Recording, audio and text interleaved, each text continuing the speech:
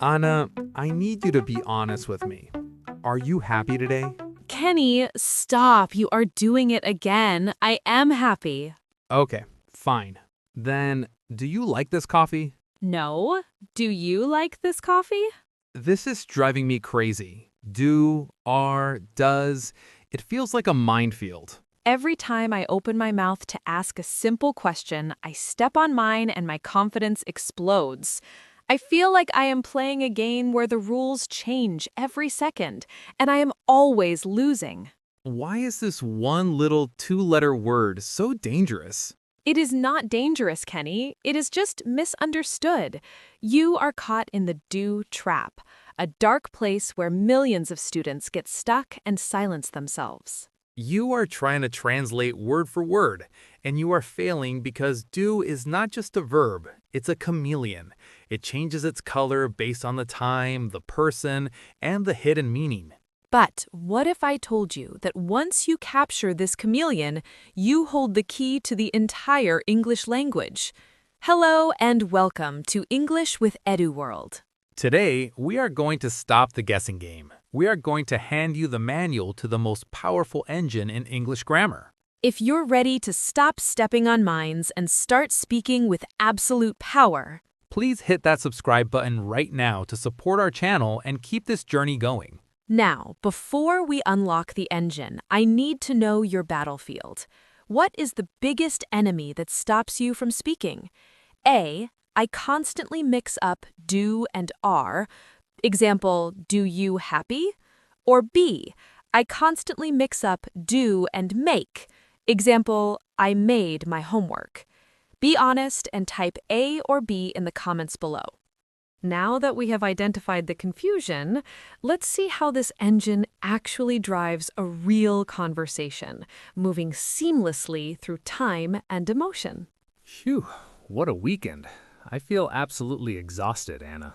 Me too, Kenny. But looking back at it, we did a lot, didn't we? It feels good to be productive. We really did. But honestly, I was so busy with my own tasks that I barely saw you. What did you do on Saturday morning? Oh, I woke up early and did some gardening in the backyard while the sun was coming up. It was very peaceful. After that, I did the grocery shopping for the whole week. The market was crazy. Everyone was rushing around. What about you? Did you relax? No, I didn't do much relaxing at all. I stayed inside. I did the laundry, which took forever, and then I deep cleaned the kitchen. You did the laundry and the kitchen? Kenny, thank you. That is a huge help to me. I was dreading that pile of clothes. No problem. I wanted to help. So, now that the weekend is over, what do we need to do this week? Do we have a plan for Monday? Well, Monday is going to be intense for me. My boss does the scheduling on Monday mornings, so she expects everyone to be in the office early. She does a lot of planning, so I need to be there to assist her.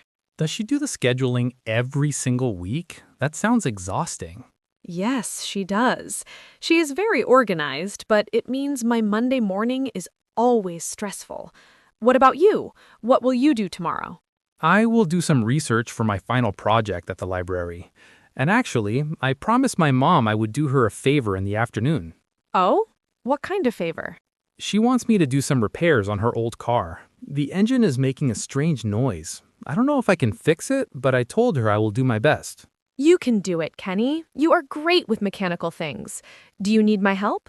No, I don't think so. I can do it alone. But since I will be working on the car, do you mind making dinner tomorrow night? I will be dirty and tired. I don't mind at all. I will make a big pasta dish with extra cheese. Do you like pasta? I do. I do love your pasta. It is my favorite comfort food. I'm glad you do. Wait a second. Kenny, look at the calendar. Did we pay the electricity bill? I don't remember. I thought you did it. No, I didn't. I was sure you did it. Oh no, I definitely didn't do it. If we don't pay it by midnight, the lights go out. Okay, don't panic. Let's do it right now. Get the laptop. Stop. Pause the scene right there. Anna, that was intense. It was, wasn't it? But Kenny, did you realize what just happened? In that short conversation about our boring lives, we used the word do over 20 times, and you didn't stumble once. You traveled through time effortlessly. You're right. I heard it everywhere. What did you do for the past?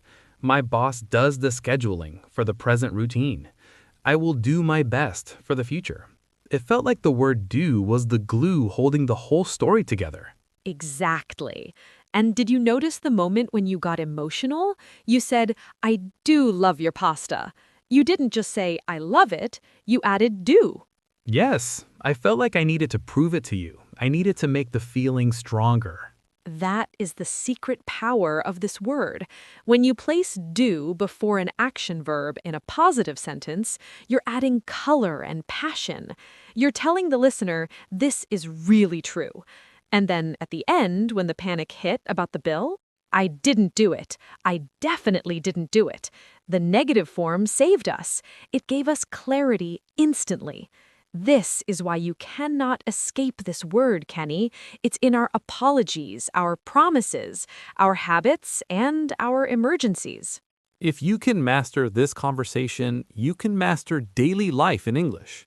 50 essential do collocations. Vocabulary. Now that you've felt the rhythm of do in a real conversation, we need to enter the territory that confuses students the most, the vocabulary zone, where words choose their partners and never let go. This is the part I dread, Anna. The eternal battle between make and do. I feel like I'm always flipping a coin in my head. Do I make homework or do homework? Do I make a mistake or do a mistake? It feels random. It feels random, but it isn't. Think of it like a marriage. In English, some words are married to make, usually when we create something new that wasn't there before. But today, we are ignoring them.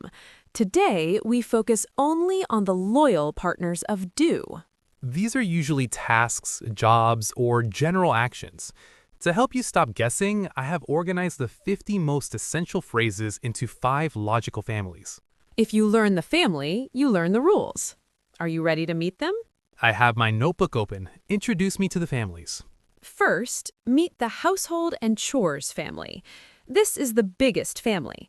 If you are cleaning, fixing, or maintaining your life, you almost always use do. Think of the repetitive work that keeps your world running. You do the housework. You do the laundry when the pile gets high. You do the dishes after a meal. You do the cleaning on a Saturday morning. When the fridge is empty, you do the shopping. If your shirt is wrinkled, you do the ironing. If the grass is long, you do the gardening. That makes sense. It's all maintenance. It's work that never really ends. Exactly. It also applies to fixing things. You do repairs on your house. You do chores every weekend. And here is a tricky one. You do the cooking.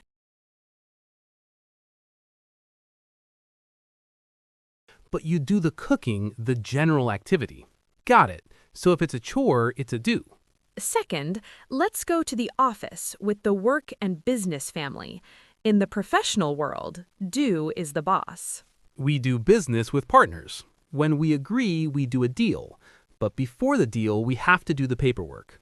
Everyone has a responsibility, so you must do your duty. When you finish a project, your boss might say you did a good job or you did a bad job. You simply have work to do. You have to do a report for the meeting. Before you start, you must do research to find the facts. If you work with numbers, you do calculations. And if you stay late, you do overtime. Do research is the one I hear students get wrong all the time. They always want to make research. Never make research, always do it. Now, the third family is about you, the personal care and health family. This is about your body and your well-being. Ladies and gentlemen, before a party, you do your hair. You might do your nails. You do your makeup. To stay strong, you do exercise. And remember our rule about sports? If there is no ball, you usually use do. You do yoga, you do karate, you do aerobics, you do a workout at the gym. But be careful, because bad habits can do damage to your health. Thankfully, eating vegetables will do you good. That ball rule is a lifesaver. Play soccer, but do yoga. Simple. Fourth, we have the social and polite phrases family. These are the lubricant of social interaction. When you meet someone formally, you ask, "How do you do?" When you ask about their career, you say, "What do you do?" When you need help, you ask a friend, "Can you do me a favor?" When you want to be polite before sitting down, you ask, "Do you mind?" When encouraging someone, you tell them to do your best. When they succeed, you say, "Well done." If something is sufficient, you say, "That'll do." At a wedding or a party, someone has to do the honors of cutting the cake. In a moral crisis, you must do the right thing. And when someone doubts themselves, you whisper, "You can do it." Do me a favor is the phrase I use every single day. It's so much softer than saying, "Help me." Precisely. Finally, we have the idioms and expressions family. These are the colorful phrases that make you sound like a native speaker. If you go to prison, you do time. If a situation is desperate, it is do or die. If you want to abolish an old rule, you do away with it. If you don't have what you need but you survive anyway, you make do. If you change your opinion completely, you do a 180 or a U-turn. If something is incredibly beneficial, it does wonders for you. If a photo makes a beautiful person look ugly, it doesn't do them justice. If the solution is obvious, you tell someone to do the math. If you're poor, you might have to do without luxury. And if you want to disconnect from something, you say, "I have nothing to do with it." Do the math is my favorite. It sounds so sharp and clever. It is. These 50 phrases are your toolkit, Kenny. You don't need to memorize them all today, but start listening for them. They're everywhere. Interactive practice. Speaking drills. It is one thing to have these phrases sitting passively in your notebook, but it is a completely different challenge to have them ready on your tongue when the pressure is on. So we are going to bridge that gap right now with some intensive training. I feel like my brain is full of information, Anna, but I am ready to turn it into action. I want to sweat a little. Good, because we are going to do exactly that. We are going to start with a reflex drill I call do or make. The goal here is speed. You cannot think, you must react. I will throw a noun at you, and you, along with our friends watching, must immediately shout the correct verb. If you hesitate, you lose. Are you ready to trust your instincts? I am ready. Let's go. First word, homework. Do. Do homework. A mistake. Make. Make a mistake. The laundry. Do. Do the laundry. A decision. Make. Make a decision. Your hair.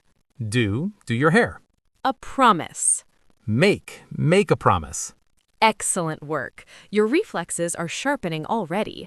Now let's move to drill number 2, tense transformation. This is mental gymnastics. I will give you a sentence in the present tense. I want you to immediately throw it into the past, then launch it into the future. You need to feel the time shift in your body. Okay, I am focusing. Give me the first one. I do the cleaning. Past, I did the cleaning. Future, I will do the cleaning. Perfect. Next one, be careful with the subject. He does his best. Past, he did his best. Future, he will do his best. Very good. Last one, professional setting. They do business. Past, they did business. Future, they will do business. You are moving through time effortlessly, Kenny.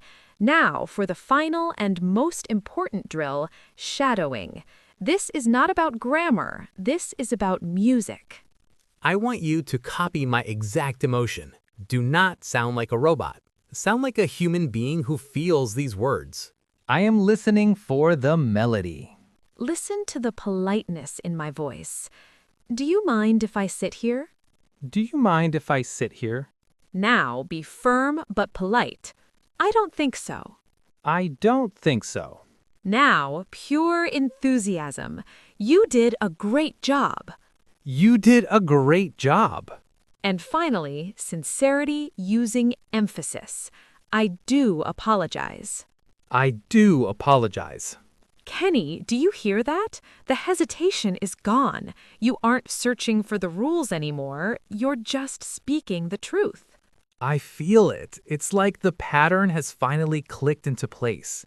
Do, did, done. It doesn't feel like a math problem anymore. It feels like a rhythm I can dance to. Conclusion, homework. That rhythm you are feeling right now is the sound of fluency taking root. And I want you to hold on to that feeling because you have officially survived the Do Marathon. I have to admit, Anna, when we started the session, I felt like I was drowning in a sea of confusing rules. But now my brain feels full in the best possible way. We covered so much ground today, from the logic of the grammar engine to the nuances of those 50 essential phrases. I feel like I finally have a map for this territory. You do have a map, and more importantly, you have caught the chameleon. You now understand that do is not just a random noise we make. It is the heartbeat of action in English. However, I want to give you one final piece of advice before we part ways. Do not burden yourself by trying to memorize all 50 phrases we discussed today in a single night. That is a recipe for stress, not success. Instead, treat this video like a menu. Just pick 3 phrases that resonated with you the most. Perhaps do wonders, do the dishes, and do your best. And make them yours. Use them tomorrow. Own them. I love that approach. It makes the mountain feel climbable. I will master them step by step, and then I will come back to this video to pick 3 more. Exactly. Now, we want to turn this monologue into a conversation, because this community is built on your stories. We have a specific question of the day for you, and we want to see you using your new vocabulary to answer it. We talked a lot about household tasks today, so tell us, what is the one household chore you absolutely hate to do? That's a great question. I don't even have to think about it. For me, I hate to do the ironing. I am terrible at it, and I always feel like I'm going to burn my favorite shirts. And for me, I hate to do the dusting. It feels like the moment I finish, the dust settles right back down again. So friends, tell us in the comments below, I hate to do. We want to know what frustrates you, but we also want to see your passion. So we have a small homework challenge for you as well. I want you to write 3 sentences about your life using do for emphasis, just like we practiced. Show us what you really care about. I will give you an example right now. I do love this community. It feels different when you add that emphasis, doesn't it? It feels like you're speaking from the heart. It truly does. We read every single comment and we'll be down there checking your homework and cheering you on. If you felt that this lesson did wonders for your confidence, please consider subscribing to our channel. By hitting that button, you aren't just watching a video, you're joining a family of doers who are committed to improvement. Thank you for doing the work with us today. Remember, watching is passive, but speaking is active. You have the tools, so go out there and use them. You can do it. See you in the next lesson. Bye, everyone.